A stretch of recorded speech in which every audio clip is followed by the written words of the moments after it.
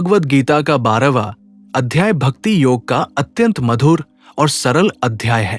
इस अध्याय में अर्जुन श्री कृष्ण से प्रश्न करता है कि सगुण साकार रूप की उपासना करने वाले भक्त श्रेष्ठ है या निर्गुण निराकार ब्रह्मा की उपासना करने वाले।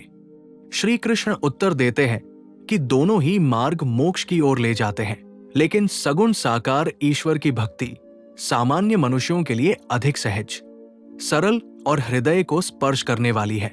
निर्गुण ब्रह्मा की उपासना कठिन है क्योंकि उसमें मन को स्थिर रखना और निराकार तत्व पर ध्यान केंद्रित करना सरल नहीं होता।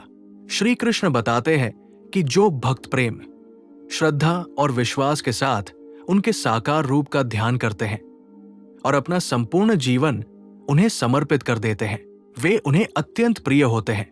ऐसे भक्त संसार के दुख सुख, हानि लाभ और मान अपमान में संभाव रखते हैं। वे किसी से द्वेष नहीं करते, करुणा से भरे होते हैं और अहंकार से मुक्त रहते हैं। उनका मन शांत रहता है और वे हर परिस्थिति में संतुलन बनाए रखते हैं। श्री कृष्ण आगे कहते हैं कि जो लोग अपने सभी कर्मों को ईश्वर को अर्पित कर देते हैं और फल की इच्छा छोड़ देते हैं, वे शीघ्र ही संसार के बंधनों से मुक्त हो जाते हैं। ऐसे भक्तों को भगवान स्वयं भवसागर से पार कराते हैं। उनका मन निरंतर ईश्वर में लगा रहता है और वे अपने कर्तव्यों का पालन करते हुए भी भीतर से मुक्त रहते हैं। भक्ति का ये मार्ग कर्म और ज्ञान दोनों को अपने भीतर समाहित करता है।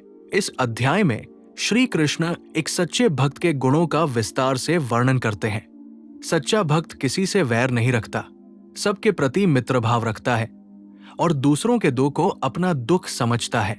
वो क्रोध, ईर्ष्या और भय से मुक्त होता है। उसे संसार की वस्तुओं से अधिक आसक्ति नहीं होती और न ही वो किसी पर निर्भर रहता है। वो शुद्ध हृदय, संयमित इंद्रियों और स्थिर बुद्धि वाला होता है। श्री कृष्ण ये भी बताते हैं कि जो भक्त प्रशंसा और निंदा में समान रहते हैं, जो मौन और संतोष को अपनाते हैं, जिनका निवास स्थिर नहीं होता और जो हर स्थिति में ईश्वर का स्मरण करते हैं, वे उन्हें अत्यंत प्रिय होते हैं। ऐसे भक्तों का जीवन दूसरों के लिए भी प्रेरणा बन जाता है और वे समाज में शांति और प्रेम का संचार करते हैं।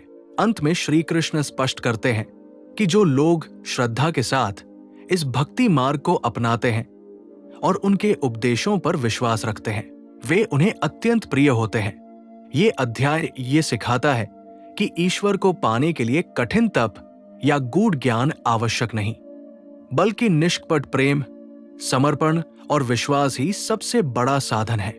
भक्ति योग मनुष्य के जीवन को सरल, शांत और आनंदमय बनाता है तथा उसे ईश्वर के सान्निध्य तक पहुंचाता है।